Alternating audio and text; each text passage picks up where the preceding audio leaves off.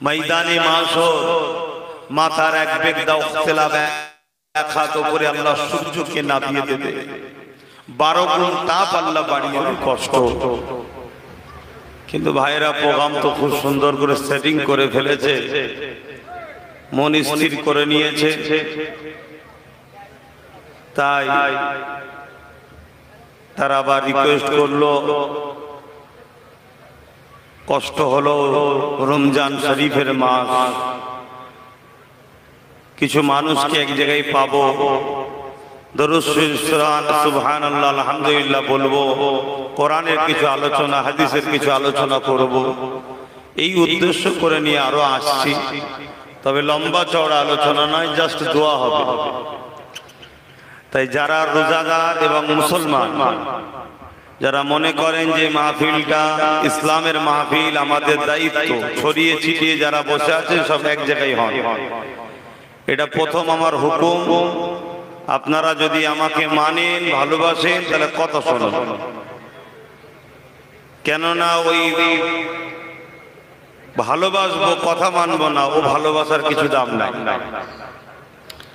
অতএব এই মাহফিলের একটা গুরুত্ব আছে। এটা দ্বীন ইসলামের আলোচনার মাহফিল, এরা কোরআন সুন্নাহর মাহফিল।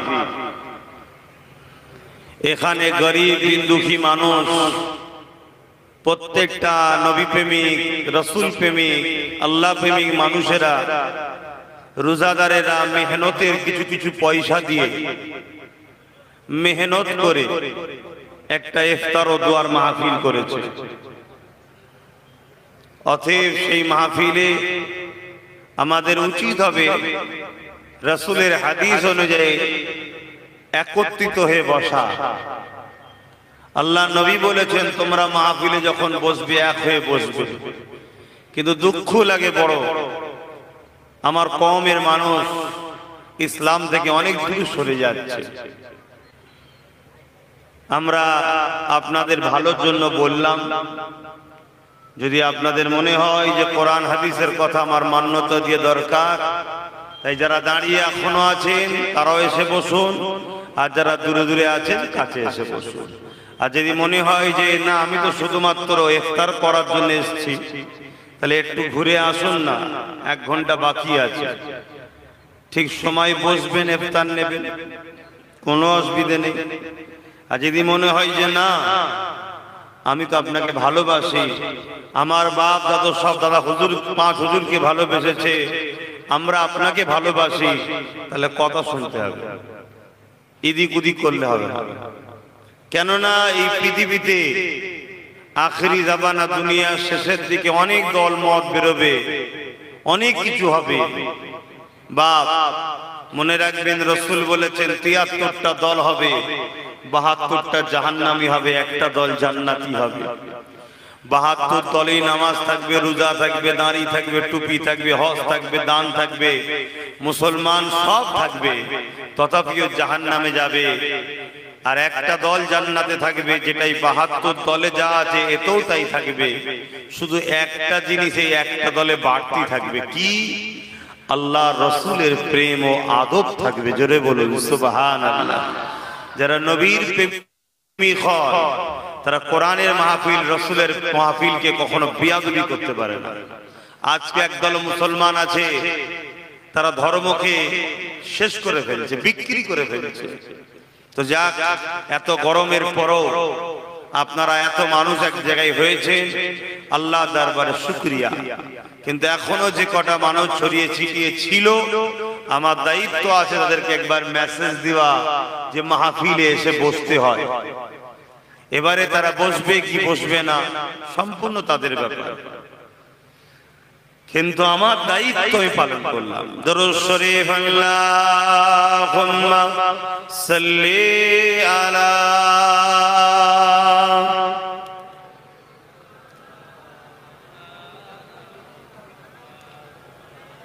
জোরে জোরে পড়ে।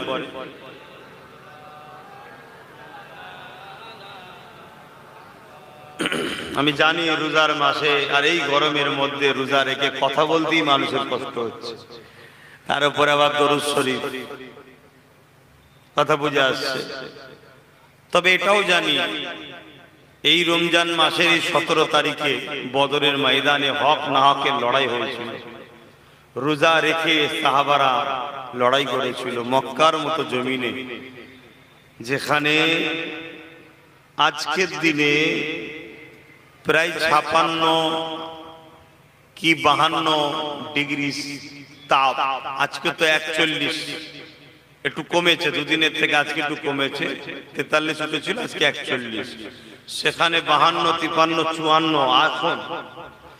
আর আমার রসুল যখন ছিলেন তখন তো আরো গরম, এখন তো বোধহয় গাছপালা হয়েছে।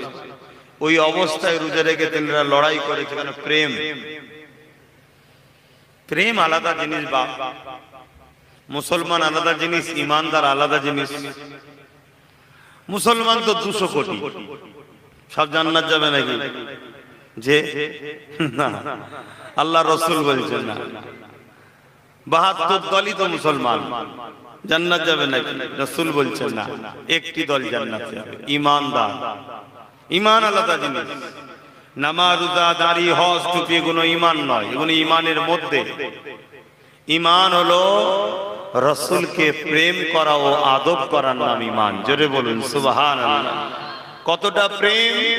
জানের থেকে বেশি ভালোবাসা, সবকিছুর থেকে বেশি আদব করা, এটা হলো প্রেম। তো বাপ, এখন আপনাদের দেশে হয়তো অনেক মুফতি আছে, তারা হয়তো নতুন ফতোয়া দিতে পারে না। তাই ওই জন্যই প্রথম বলে নিলাম, আমাকে যদি ভালোবাসেন, তাহলে আমার কথা যদি মানেন, তাহলে বুঝার চেষ্টা করুন। একটু মহব্বতে দরুদ পড়তে হবে। আল্লাহুম্মা সাল্লি আলা মাওলানা মুহাম্মদ ওয়া আলা আলিহি।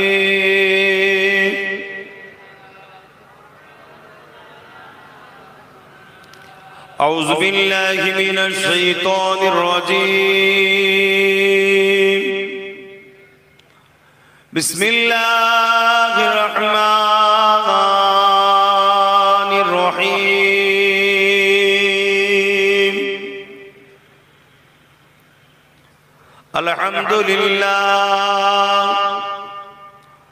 আলহামদুলিল্লাহ নাহমাদুহু ওয়া নাস্তাঈনুহু ওয়া নাস্তাগফিরুহু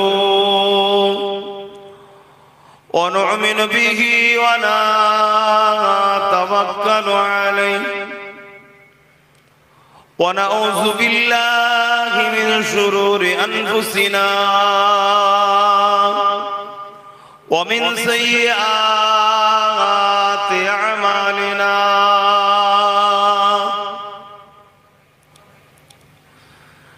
من يهدي الله فلا مضل له ومن يضلله فلا هادي له ونشهد أن لا إله إلا الله وحده لا شريك له ونشهد أن سيدنا وحبيبنا ومولانا محمدا عبده ورسوله. أما بعد فيا أيها الحاضرون رحمكم الله. قال الله تعالى في كلام المجيد والفرقان الحميد. إن الله وملائكته يصلون على النبي يا أيها الذين آمنوا صلوا عليه وسلموا تسليما. اللهم صل على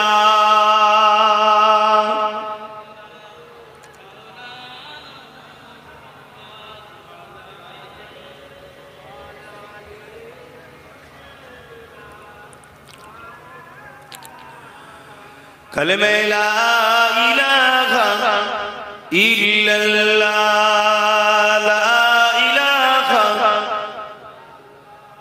জোরে জোরে লা ইলাহা ইল্লাল্লাহ, লা ইলাহা, লা ইলাহা, লা ইলাহা ইল্লাল্লাহ, লা ইলাহা ইল্লাল্লাহ, লা ইলাহা, হাসবি রাব্বি জাল্লাল্লাহ, মা ফি কলবি খায়রুল্লাহ, হাসবি রাব্বি জাল্লাল্লাহ, মা ফি কলবি খায়রুল্লাহ, নূর মুহাম্মদ সাল্লাল্লাহ, হক লা ইলাহা ইল্লাল্লাহ, লা ইলাহা, লা ইলাহা, লা ইলাহা ইল্লাল্লাহ, মুহাম্মাদুর রাসূলুল্লাহ, আল্লাহুম্মা সাল্লি আলা।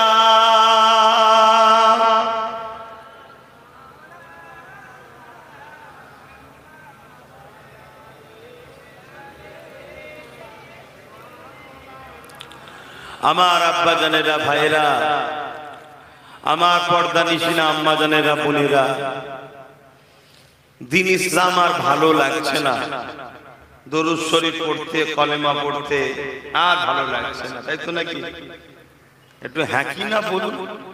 ভালো লাগছে না, না কষ্ট হচ্ছে? কোনটা? যদি কষ্ট হয় তাহলে বলবো এর থেকে হাজারো কোটি গুণ কষ্ট ময়দানে মাহশরে হবে। আর যদি মনে হয় যে দৌড় বাবু দরুদ শরীফ আর কলেমা শরীফ কত পড়বো, এই ওয়াহনিয়া যদি এসে থাকে তাহলে জানবেন এর কারণ হলো হারাম খাদ্য। তাম পৃথিবী জুড়ে দ্বীন ইসলামের দুশমনরা বড় প্ল্যান তৈরি করেছে। এক মুনাফিক বক্তাদের দ্বারা অরিজিনাল ইসলাম থেকে সরিয়ে দিয়ে নকল ইসলাম আমাদেরকে ধরিয়ে দিবার পৃথিবী জুড়ে প্ল্যান চলছে, পৃথিবী জুড়ে। আর দ্বিতীয় হলো আমাদেরকে একদল জালিমদের দ্বারা প্রথম গরিব বানানো হচ্ছে, তারপরে আবার দরদি সেজে ওই জালিমদের দ্বারা হারাম সম্পদকে ভিক্ষা হিসাবে খাওয়ানো হচ্ছে।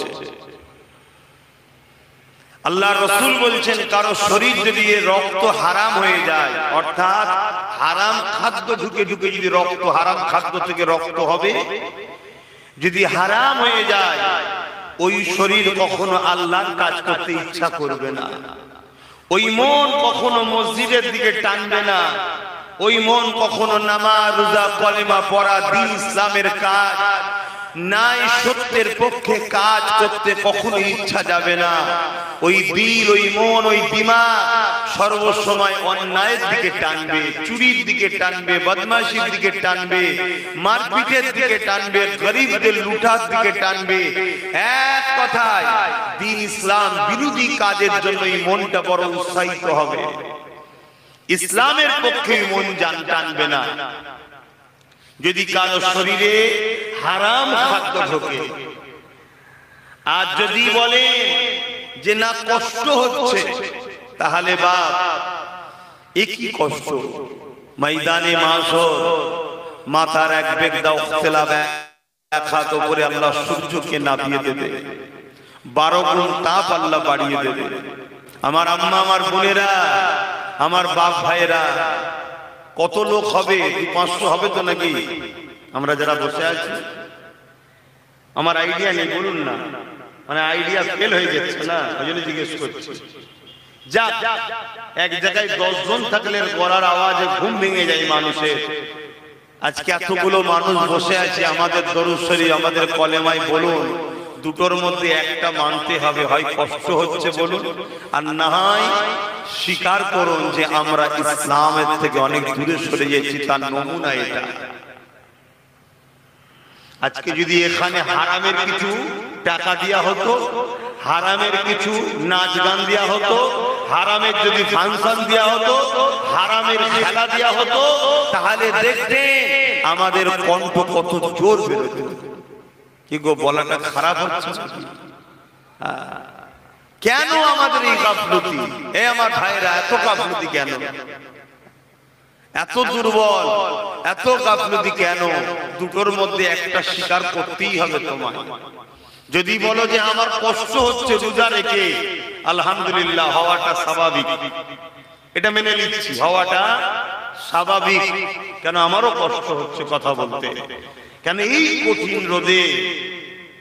আর আপনাদের এলাকায় তো খাটাখাটনি মানুষ নাকি গো, সব চাকরিটা কি করেন নাকি? সব কাজ কাম করা মানুষ, লেবারি মানুষ। এসি ঘরে বসে সই করে দিয়ে টাকা নিয়ে আসার লোক নাই, খুব কম হয়তো। আমার তো মনে হচ্ছে না আছে বলে জানা না, বেশিরভাগ সব খেটে খাওয়া মানুষ আপনারা। তাই রোজা রেখে রোজ খাটেন, রোজ খান, না খাটলেও তো উপায় নাই। তাই কষ্ট যদি হয় ওটা আলহামদুলিল্লাহ, তাহলে ঠিকই আছে, ওটা হওয়া স্বাভাবিক। কথা আওয়াজ বেরোতে চাইছে না। আর যদি বলেন যে না আমাদেরকে ভালো লাগছে না পড়তে, তাহলে বাপ কিন্তু তওবা বেশি করে করুন, না হয় কিন্তু বিপদ আছে। দুনিয়াতেও অপমানিত হতে হবে, আখিরাতেও বেইজ্জতি হতে হবে। তবে হ্যাঁ, দুনিয়ার এই যে কষ্ট, এই কষ্ট, এই গরমটা তো গরমই নয়, আখিরাতে ময়দানে মাশরের কাছে। কেননা আল্লাহ নবী জানিয়ে দিয়েছেন, যেদিন ময়দানে মাশর হবে, বিচারের দিন যেদিন হবে, মাথার এক বিগদা ইখতিলাল একাত পরে আল্লাহ পাক সূর্যকে নামিয়ে দেবে।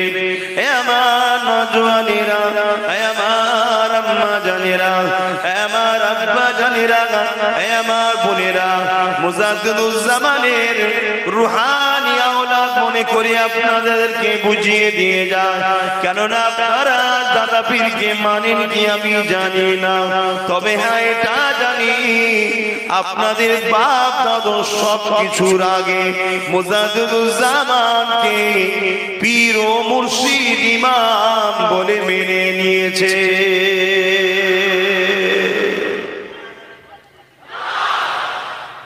আল্লাহ, এটা আমি জানি, আশা রাখছি এখনো আপনারা মানেন, তাই তো নাকি গো? আপনারা তাদের দলে তো নয় যারা ফুরফুরাকে মিটাতে চাইছে, তাদের দলে তো নয়। একদল মুনাফিক মুসলমান বেরিয়েছে যারা ফুরফুরাকে মিটাবার প্ল্যান করছে। কথা বুঝলেন? এসব শয়তানদের থেকে দূরে থাকবে, নাই আল্লাহর গজবের শিকার হবে। একদল বেরিয়েছে, তাই একটু বললাম, তাদের থেকে দূরে থাকবেন। দুবেলা খেতে পাননি, দুনিয়াদারি একটু কষ্ট, ঠিক আছে, সবর করুন, আল্লাহ চাইলে জান্নাতে খাবেন, বলুন ইনশাআল্লাহ। আর যদি দুনিয়ার হারামের খাবার লোভের পরে, আর এই ফুরফুরা শরীফ অর্থাৎ দাদা হুজুর অর্থাৎ আহলে সুন্নাত ওয়াল জামাত, আহলে সুন্নাত ওয়াল জামাত অর্থাৎ রাসূলুল্লাহর দল, রাসূলের দল অর্থাৎ আল্লাহর জান্নাতি দল, জোরে বলুন সুবহানাল্লাহ। অতএব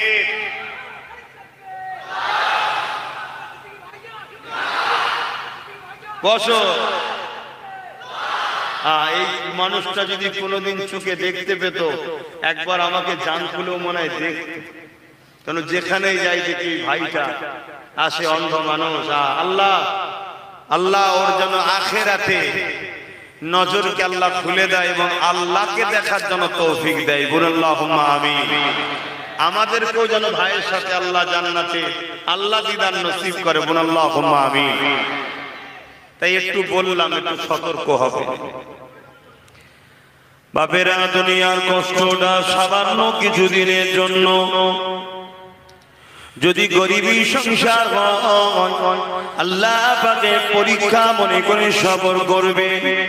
কিন্তু খবরদার, ভিক্ষা দিকে যাবেন না, দালালির দিকে যাবেন না, দুশমনের রাসূল দিকে যাবেন না, ইসলামের দুশমনের দিকে যাবেন না, কোরআনের দুশমনের সঙ্গে থাকবেন না। যারা কিনা দুনিয়া জমিনে আমাদের ঘরে সামান্য ভিক্ষা দিয়ে আমাদের দ্বারা ক্ষমতার আসনে বসে মাদ্রাসাকে মিটাতে চায়, মসজিদকে মিটাতে চায়, দ্বীন ইসলামকে মিটাতে চায়, আযানের নামে কেস করতে চায়, আযানকে বন্ধ করতে চায়। হে আমার আব্বা জানেরা, হে আমার আম্মা জানেরা, দুনিয়ার কষ্টে জিন্দগির অভাবে জিন্দগিতে পড়ে আল্লাহর পরীক্ষা মনে করে সবর করুন, লোভ লালসায় পড়ে এই সকল মুনাফিক আর বেঈমানদের পাল্লায় পড়ে আখিরাতকে ধ্বংস করে ফেলবেন না। কেননা ময়দানে মাশরটা এত কঠিন জায়গা হবে। আল্লাহ নবী জানিয়ে দিলেন সূর্যের 12 গুণ তাপ আল্লাহ বাড়িয়ে দেবে। বর্তমান সূর্য কোটি কোটি মাইল দূরে রয়েছে, সেদিন সূর্য মাথার এক বেগদা এক হাত উপরে আল্লাহ নামিয়ে দেবে। সূর্যের 12 গুণ তাপ বেড়ে যাবে, মাথা খিলগুণ নাক দিয়ে গলে গলে পড়বে। আমার যুবকেরা, আমার আব্বা জানেরা, আমার আম্মা জানেরা, আমার ভাইয়েরা, আজকের এই সামান্য গরম যদি সহ্য না করতে পারি, ওই দিন আমার আপনার কি হবে উপায়? তবে হ্যাঁ, চিন্তা করবেন না, ওই দিনে আল্লাহ পাক 7 শ্রেণীর মানুষকে জান্নাতে আবসাজিমের ছায়া দেবে। তার মধ্যে এক শ্রেণীর মানুষ হলো যারা কিনা দুনিয়া জমিনে আমার নবীর উপরে মুহাব্বতের সাথে বেশি বেশি দরুদ পড়ত। আর এক শ্রেণীর নাম বলবো, হ্যাঁ, যারা দুনিয়ায় রাজনীতি করত, যারা দুনিয়ায় রাজনীতি করত কিন্তু রাজনীতির নেতা হয়ে কখনো প্রজার সঙ্গে বেইনসাফি করেনি, নাই ইনসাফ প্রতিষ্ঠিত করেছে, এমন লিডারকে আল্লাহ আরশে আজিমের ছায়া দেবে। জোরে বলুন সুবহানাল্লাহ। এখন এই যে রাজনীতির কথা একটু বললাম, আবার খারাপ বললেন না তো? কেন কিছু লোক তো বলে হুজুর রাজনীতির কথা বলবে কেন? বলে না, বলে না। কিন্তু আমি জানতে চাইছি, হুজুর যদি রাজনীতির কথা বলার নিষেধ হয়, তাহলে চোর রাজনীতি করে কেন? ডাকাত রাজনীতি করে কেন? খুনি রাজনীতি করে কেন? মাতাল রাজনীতি করে কেন? সমাজ বিরোধী রাজনীতি করে কেন? গুন্ডা রাজনীতি করে কেন? হুজুর যদি রাজনীতির কথা বলাতে হারাম হয়, নিষেধ হয়, তাহলে তোমার দ্বারা রাজনীতি তো কোনোদিন কোনো জায়গায় চলবে না। কেন? রাজনীতি হলো রাষ্ট্র ও দেশ সেবার নাম, এখানে ভালো লোক করা দরকার, ঠিক না বেটি? তাই আমি তো রাজনীতির কথা এতটুকুই বললাম যে আমার কমের মানুষ, তোমরা মুসলমান, অন্য ধর্মের লোক রাজনীতি করে কি পাই জানি না, তোমরা যদি সৎ ও চরিত্রবান, ভদ্র, নম্র, ইনসাফওয়ালা রাজনীতির নেতা হও, তোমাদের ঘরে আল্লাহ আরশের ছায়া দেবে। জোরে বলুন সুবহানাল্লাহ। এটা দ্বীন ইসলামের কথা, হ্যাঁ কি না? তাহলে আমি তো এইটা বুঝালাম। এতেও যদি কারো আপত্তি হয়, ও আপত্তি বাপ, আমার রাসূলুল্লাহর কথা তো আবু জেহেলের ছিল, তো নবীর গোলামের কথাতে আজকের আবু জেহেলের থাকতে পারে না, পারে না। এর জন্য আপনাদের অসুবিধা আছে? জোরে বলবেন, অসুবিধা আছে? বাস, যারা আবু জেহেল সেদিন অসুবিধা ছিল রাসূলুল্লাহর কথায়, আজকে নবীর গোলামদের কথায় আজকের আবু জেহেলের অসুবিধা থাকতে পারে। আমি কি করব? কিন্তু আমি কি বললাম? আমি একটা সুন্দর রাস্তা দেখালাম, কি যে যারা রাজনীতি করেন আপনারা খবরদার, মানুষের সঙ্গে বেইনসাফি করবেন না, মানুষকে লুটবেন না, মিথ্যা কথা বলবেন না, হিংসা ছড়াবেন না, দেশের ক্ষতি করবেন না, জনগণের ক্ষতি করবেন না, প্রজাদের ক্ষতি করবেন না, নিরপেক্ষভাবে ন্যায়পরায়ণ, সত্যবাদী, ইনসাফওয়ালা লিডার হন, আল্লাহর আরশে আজিমের ছায়া পাবেন। জোরে বলুন সুবহানাল্লাহ। এটা আমার কম কি আমার শেখানো দরকার আছে না নাই? আমি তো হুজুর, আমি শেখাবো না? শেখানো দায়িত্ব তো আমার। আসেন, আমি যে কথা বলছিলাম, আজকের এই গরমে যদি এত পেরেশান হয়ে যায়, ময়দানে মাশরে তাহলে কি হবে? ওদিনে আল্লাহর আরশের ছায়া ছাড়া আর কোনো ছায়া থাকবে না।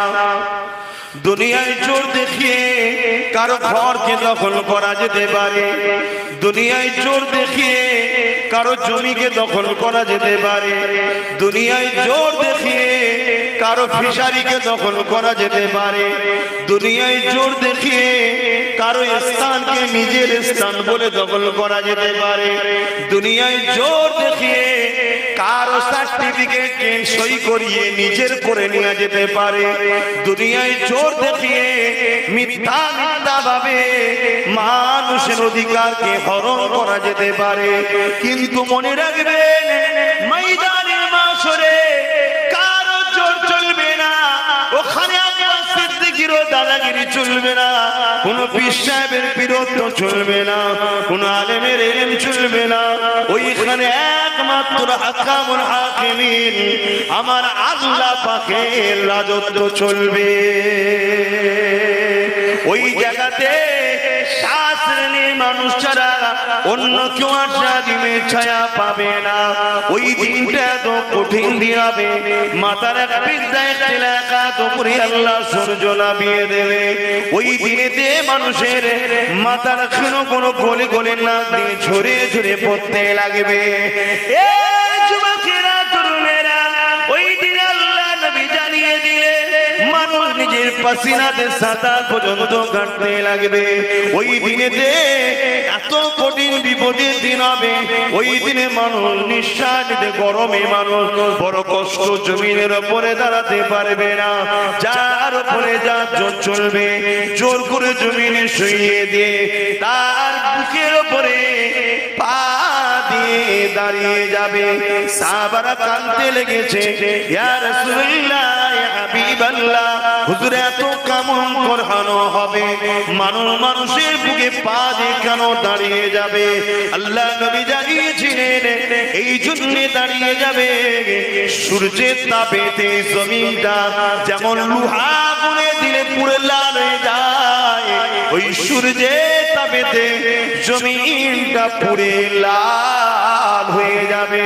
ওই জমিনে মানুষ দাঁড়াতে পারবে না।